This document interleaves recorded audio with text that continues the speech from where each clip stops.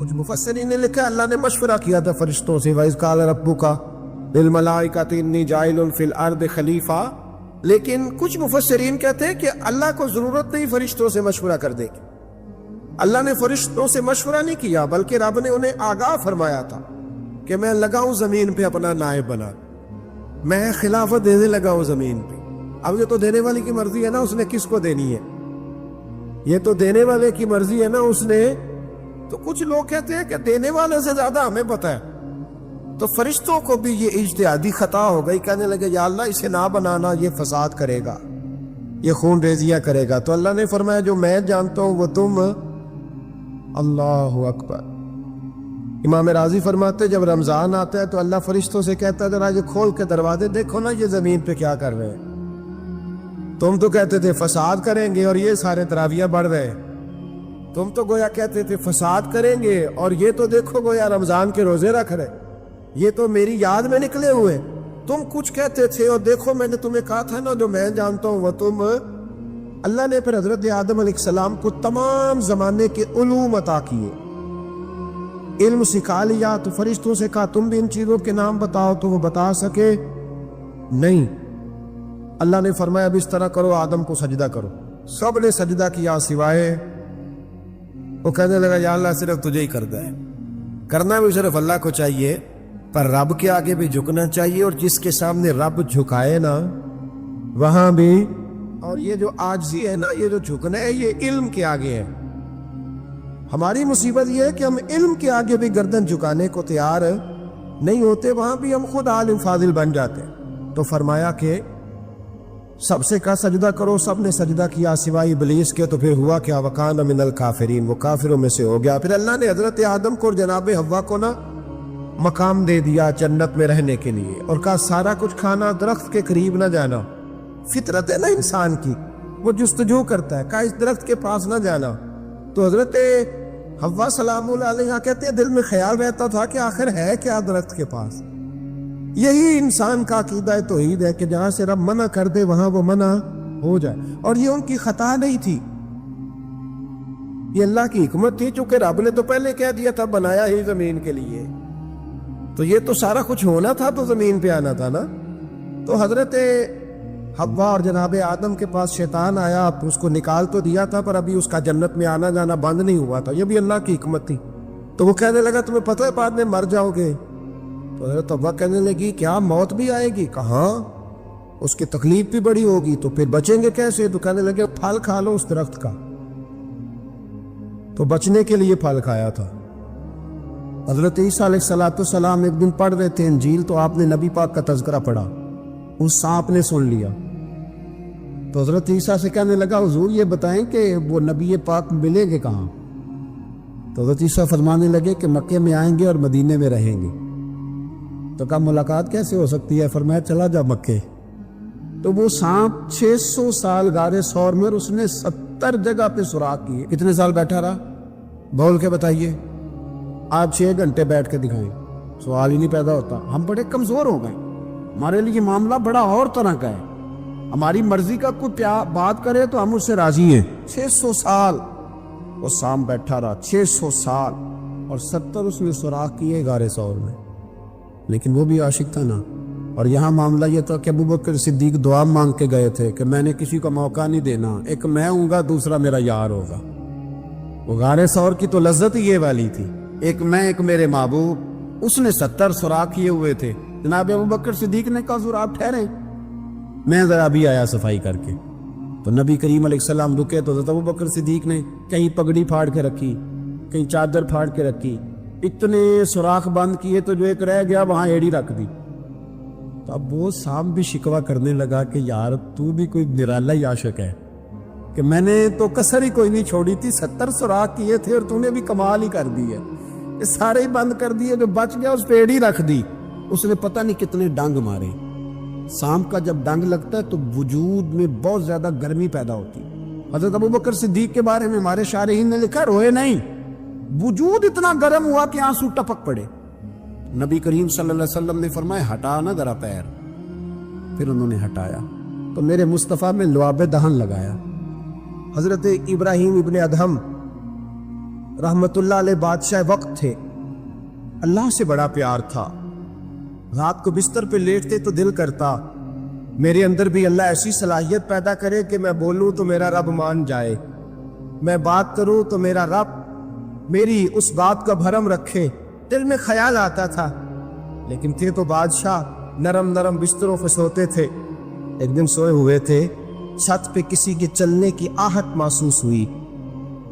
बादशाह की छत पे बगैर इजाजत आ कौन गया? कौन है छत पे? तो जब मालिक किसी को करीब बुलाना चाहता है तो सबब भी पैदा फरमाई देता है। वो बंदा था कि फरिश्ता था, वो इंसान था या अल्लाह का पैगाम्बर था? ऊपर से बोला, कहने लगा मेरा ऊंट गुम हो गया है, आपकी छत से तलाश कर रहा हूं। मेरा, बोलिएगा, मेरा ऊंट गुम हो गया है, आपकी छत से तलाश कर रहा हूं। हजरत इब्राहिम इब्ने अदम कहने लगे, बड़ा बेवकूफ है, भला ऊंट का छत पे क्या काम? तो वो ऊपर से आवाज दे के कहने लगा, आप भी बड़े बेवकूफ हैं, नरम नरम बिस्तरों पे खुदा की यारी का क्या काम? नरम बिस्तर भी हो, आराम भी हो, रब भी मिले। अल्लज़ीना यज़कुरूनल्लाह क़ियामन व क़ुऊदन व अला जुनूबिहिम, उठो, बिस्तर छोड़ो, उसकी बारगाह में कभी क़याम करो, कभी सजदा करो, कभी रो के उसे मनाओ, कभी नाज करके उसे मनाओ, कभी उसके यार पर दुरूद पढ़ के मनाओ, कभी कुरान की तिलावत करके मनाओ, कभी जिक्र हुसैन करके मनाओ, कभी याद सिद्दीक करके मनाओ, कभी सैयदा फातिमा का नाम लेके उसे राजी करो, कभी हजरत आयशा के तज़किरे करके उसे राजी करो। फिर बिस्तर पे क्यों लेटे हुए? हजरत इब्राहिम बिन अदम फरमाते, दिल पे चोट कर गई बात, उठा, बादशाही छोड़ दी, जंगल में निकल गया, उसकी याद में लग गया, छोड़ दिया सारा कुछ। एक दिन दरिया किनारे बैठे, सुई धागे के साथ अपनी कमीज सी रहे, पुराने दौर का वजीर गुजरा, उसे बड़ा तरस आया, आगे कहने लगा, बादशाह क्या आपने खूब पाया? देखो ना कितनी आपकी सल्तनत थी, कैसे ऐशो इशरत थे, एक इशारा करते थे तो सारा मुल्क इकट्ठा हो जाता था। अब आपको कपड़े सी के देने वाला भी कोई नहीं रहा, अपने हाथ से आप कपड़े सी रहे हैं। ये क्या आपने अपना हाल कर लिया है? जे तू विकिया इश्क बाजार भी नहीं, जे तू चढ़िया उत्ते बार भी नहीं, एडा सस्ता सौदा प्यार भी नहीं, एटा सौखा लभदा यार भी नहीं। कई जंगल गाने पैंदे ने, कई दोज़ख लगने पैंदे ने, जो इस मुल्लों भी मिल जावे, ए तू सस्ता होर व्यापार भी नहीं। कुछ समझ नहीं आउंदी लोकां नू, ओका दे नाल शहीद करे, डिठी यार दे हथ तलवार भी नहीं, पर ओदा खाली जांदा वार भी नहीं। माने लगे वो कैसी बादशाहत थी, और ये आपको कपड़े सी के देने वाला भी कोई नहीं। अल्लाह के बंदे ज्यादा बातें नहीं करते, काम ज्यादा करते हैं। वो पासों में नहीं उलझते, वो अमल की दुनिया में आगे निकलते हैं। बोल बोल के अपना आप जाहिर नहीं कराते, वो अपने किरदार से अपना आप जाहिर कराते। सुई के साथ कपड़े सी रहे थे, सुई दरिया में फेंक दी, बोले कुछ नहीं। उसने कहा कि वो बादशाह कितनी अच्छी, जवाब कुछ नहीं दिया, सुई फेंक दी। अब देखा वजीर की तरफ निगाह उठा के, अब दोबारा कहने लगे, मछलियों मेरी सुई तो वापस करो, मछलियों मेरी सुई तो वापस करो। हर मछली अपने मुंह में सोने की सुई लेके बरामद हो गई। फरमाने लगे, सोना तो छोड़ आया हूं, मुझे मेरे वाली चाहिए। इसको तो छोड़ आया हूं, फिर मुझे वही ला के दिखाती हो, छोड़ आया हूं मैं, मुझे सोने की हाथ मेरे वाली सुई लाओ। एक मछली सुई लेके आई, हजरत इब्राहिम बिन अदम सुई पकड़ी, फिर से कपड़े सीने लगे। एक जुमला जवाब में, उस वजीर की इतनी लंबी चौड़ी तकड़ी और एक जुमला जवाब में, यूं निगाह उठाई, फरमाने लगे, वो हुकूमत अच्छी थी या ये हुकूमत अच्छी है? वो हुकूमत अच्छी थी या ये हुकूमत अच्छी है? पता है इसका असर क्या होता है? किरदार दिखाने का, किरदार दिखाने का, खुदा की मोहब्बत दिखाने का। हज़रत इब्राहिम बिन अदम फरमाने लगे, उस वक्त तो दुनिया मेरी डर के बाद मानती थी, अब अल्लाह से प्यार किया है तो अल्लाह ने सारी मखलूक के दिलों में मेरी मोहब्बत पैदा फरमा दी। اب لوگ مجھ سے محبت کرتے ہیں اس لیے کہ میں نے اللہ سے پیار کیا ہے، اس نے سارے میرے فرما بردار بنا دیے ہیں۔ پتہ اس کا اثر کیا ہوتا ہے؟ وزیر نے کیا کیا، گھوڑے سے اترا اور ساتھ جو نوکر تھا اس کو کہنے لگا یہ گھوڑا واپس محل میں لے جاؤ، مجھے بھی وہ والی بادشاہی نہیں چاہیے، یہ والی بادشاہی چاہیے، میں بھی یہ والی بات۔ میرے عزیز تو کہاں کھویا پھرتا ہے؟ حضرت جابر بن عبداللہ رضی اللہ تعالی عنہ، بخاری مسلم ہے، کہتے ہیں جب خندق کی جنگ ہو رہی تھی نا، غربت بڑی تھی، قحط بڑا تھا، صحابہ پریشان تھے، 2-2 3-3 پتھر پیٹ پہ باندھے ہوئے۔ میں حضور کو دیکھ کے گھر آیا تو زوجہ سے کہا بھلی مانس کچھ ہے کھانے کی؟ کہنے لگی تھوڑے سے جوں ہے۔ تو میں نے کہا پیسوں کی تو کتنی روٹیاں بنے گی؟ کہنے لگی 2-3، 4 بن جائیں گی۔ کہنے لگے سالن، تو زوجہ کہنے لگی ادھر وہ بکری کا بچہ ذبح کرو تو 3-4 بندوں کا سالن بھی بن جائے گا۔ کہتے میں نے اسے ذبح کیا، بیوی سے کہا تو جوں پیس۔ کہتے میں نبی کریم کی بارگاہ میں حاضر ہوا صلی اللہ علیہ وسلم، حضور کی خدمت میں۔ زوجہ کہنے لگی کان میں کہنا حضور کے سارے نہ آئے، جس طرح لیڈروں کے کھانے اندر ہوتے ہیں علیحدہ، اور جو نعرے لگا رہے ہوتے ہیں نا سویر سے انہیں ڈبہ ملتا ہے، لیکن وہ پھر بھی نعرے لگاتے ہی رہتے ہیں۔ مجھ پہ الزام لگنے لگا ہے کہ آپ سیاست دانوں کو ہر جمعے میں رگڑا دیتے ہیں، تو میں کہنا ان صحیح کار چھوڑو، پھر اسی مڑ جانے ہیں تنوا کو سیانے ہو جائیں۔ یہ سیانے نہیں ہو رہے، ہمیں بات کرنے کی بھی اجازت نہیں۔ شعر کہہ دیتا ہوں کہ ہم آہ بھی کرتے ہیں تو ہو جاتے ہیں بدنام، وہ قتل بھی کر دے تو چرچا نہیں ہوتا۔ انہوں نے نہ کدے پوچھا جی، سامنے آنکھیں دے چوپ رہو۔ لیکن بھائی یہ اس ممبر کا تقاضا ہے، میرے امام اعظم کا فتویٰ ہے، جو عالمی حالات سے باخبر نہ ہو وہ جمعے کا خطبہ نہ دے۔ وہ جو رٹی رٹائی باتیں ہم سے نہیں ہوتی، اس لیے کہ جلال بادشاہی ہو یا جمہوری تماشا ہو، جدا ہو دین سیاست سے تو رہ جاتی ہے چنگیزی۔ حق بات انشاءاللہ ہو رہی ہے اور ہوتی رہے گی، اور بات صاف ستھری ہے۔ اگر کوئی بات ایسی ہوگی تو وہ بات اگر غوث پاک اپنے خطبہ جمعہ کے اندر کہہ سکتے ہیں کہ میں ظالموں کو حکمران نہیں بننے دوں گا، تو ہم تو ان کے نوکر ہیں نا، پھر ہم قادری کیسے ہوئے اگر غوث پاک کے طریقے پہ عمل ہی نہ کریں تو؟ اس لیے مہربانی کرے ہمیں کوئی شخص ایسا مشورہ نہ دے، بلکہ کئی دفعہ ظلم ہوتا ہے، جب کوئی مشورہ دیتا ہے تو عورتیں تو انہوں دل کرتا ہے۔ اس لیے مہربانی کرے ایسی کوئی مشاورت نہ کرے، بالکل جو غلط بات کرے گا اس پہ ہم بولیں گے، اور آہستہ آہستہ نہیں، کھل کھلا کے بولیں، بالکل بولیں گے، اس لیے کہ اللہ نے زبان دی ہے، وہ کسی وڈیرے کے قدموں میں بیٹھنے کے لیے نہیں دی، وہ رسول اللہ کے ترانے پڑھنے کے لیے دی ہے۔ ترانے پڑھنے، اگر حضرت بلال رسیوں میں بند ہو کے اور ابو لہب اور عتبہ اتیبہ اور عبداللہ بن جدان اور امیہ بن خلف جیسے لوگوں کے بیچ کھڑے ہو کے کہہ سکتے ہیں نہیں بات جو سچی ہے وہ کی جائے گی، تو ہم ممبر رسول پہ بیٹھ کے نہیں کہہ سکتے؟ اپنے بھی خفا مجھ سے ہے، بیگانے بھی ناخوش، میں زہر حلال کو کبھی کہہ نہ سکا کن، میں کہتا ہوں وہی بات سمجھتا ہوں جسے حق نے ابلائے مسجد ہوں میں توحید کا فرزند۔ اس لیے کوئی شخص اس نہ سمجھے، ہاں یہ بات علیحدہ ہے کہ ہمارا سیاسی ایجنڈا کوئی نہیں، ہمارا ایجنڈا رسول اللہ کی نوکری ہے صلی اللہ علیہ، سیاسی ایجنڈا کوئی نہیں۔ اللہ کے وقت کی محبت تو سیاست کا چلن چھوڑ دیا، ہم اگر عشق نہ کرتے تو حکومت کرتے، وہ بات علیحدہ ہے۔ بہرحال عام دام پر سر مطلب، حضرت جابر بن عبداللہ رضی اللہ تعالیٰ عنہ کہتے ہیں زوجہ نے کہا کان میں کیا نام، میں نے کان میں جا کے کہا حضور 2-4 بندوں کی روٹی ہے، آ جائیں کھانا کھا لیں۔ وہ والا رنگ نہیں تھا نا کہ لیڈروں کا کھانا اور کارکنوں کا کھانا چلو اور گل کر لینے، پیران دی یخنی تے روٹیاں پہ ہو کے کہندے حضرت جی بیمار نے تے مرید لنگر کھانے دے شفا ہے، تے میں کہا تم ہی کھا مار تینوں بھی شفا ہو جائے گی، تو اپنے لیے تے چوری پکائی اندر۔ یہ رنگ وہاں نہیں تھا۔ میرے نبی پاک سید عالم صلی اللہ تعالی علیہ وسلم کے کان میں کہا حضور 4-5 بندوں کی روٹی ہے۔ حضور باہر نکلے خندق سے، باہر نکل کے فرمایا چلو بھائی سارے، جابر نے کھانا پکایا ہمارا۔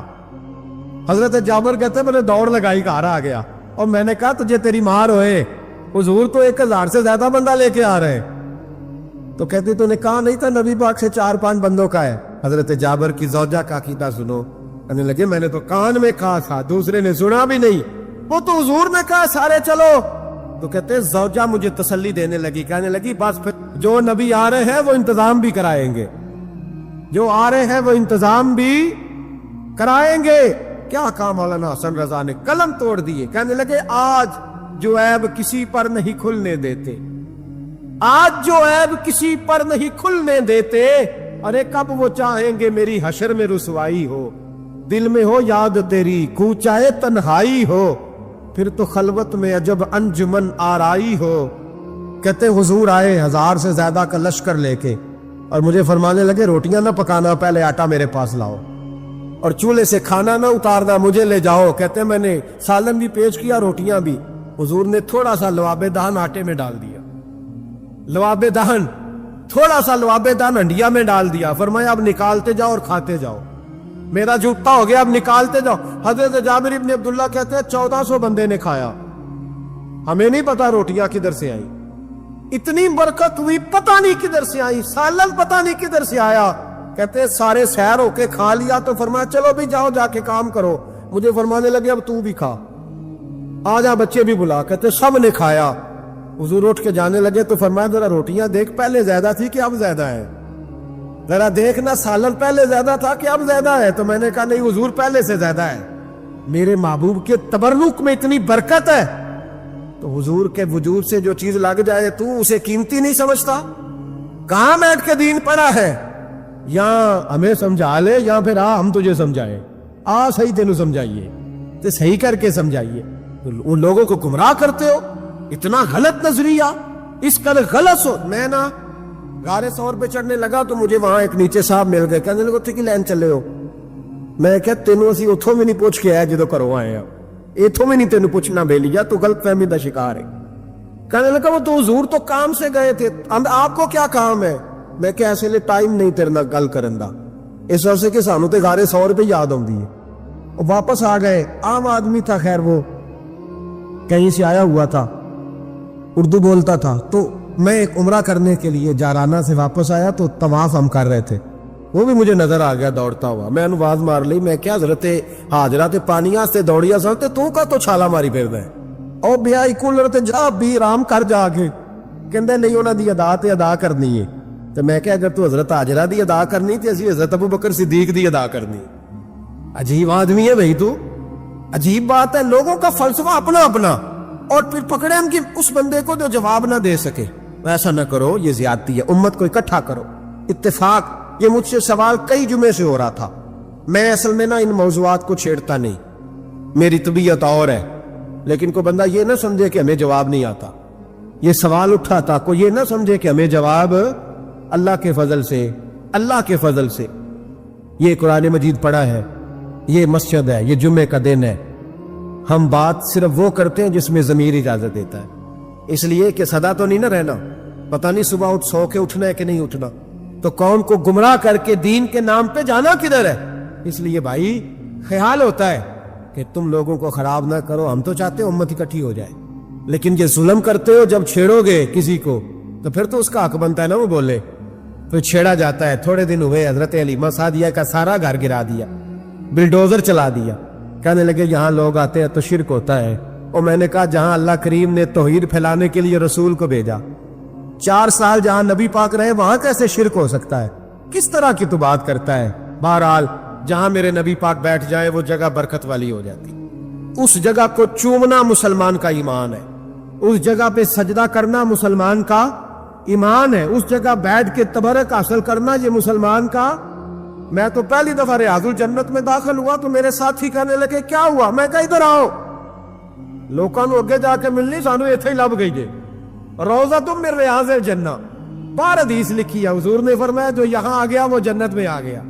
یہ ہے عرض جنت، یہ طیبہ کی زمین ہے، جنت بھی یہی، مال کے جنت بھی یہی ہے۔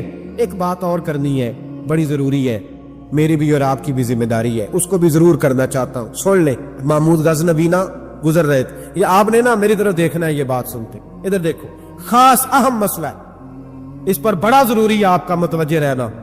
محمود غزنوی کہتے ہیں میرے دل میں خیال آیا کرتا تھا ہمیشہ کہ میں واقعی سبکتگین بادشاہ کا بیٹا ہوں یا معاذ اللہ میرا باپ کوئی اور ہے، اور ایک خیال مجھے آتا تھا کہ قیامت واقعی قائم ہوگی، شک رہتا، اور تیسرا میرے دل میں خیال آتا تھا کہ یہ مولوی بیچارے کمزور سے ہوتے ہیں، تو حدیث پاک میں آتا ہے کہ علماء نبیوں کے وارث ہیں، تو یہ واقعی حدیث سچی ہے یا مولویوں نے اپنی شان کے لیے بنا لی ہے؟ کہتے شک تھے تین، میں کہتا نہیں تھا کسی سے، پر دل میں رہتے تھے۔ ایک دن میں ہندوستان کی ایک گلی سے گزر رہا تھا، تو دین کا ایک طالب علم نے ایک کونے میں بیٹھ کے تھڑے پہ پھٹے پہ بیٹھ کے نا سبق یاد کر رہا تھا۔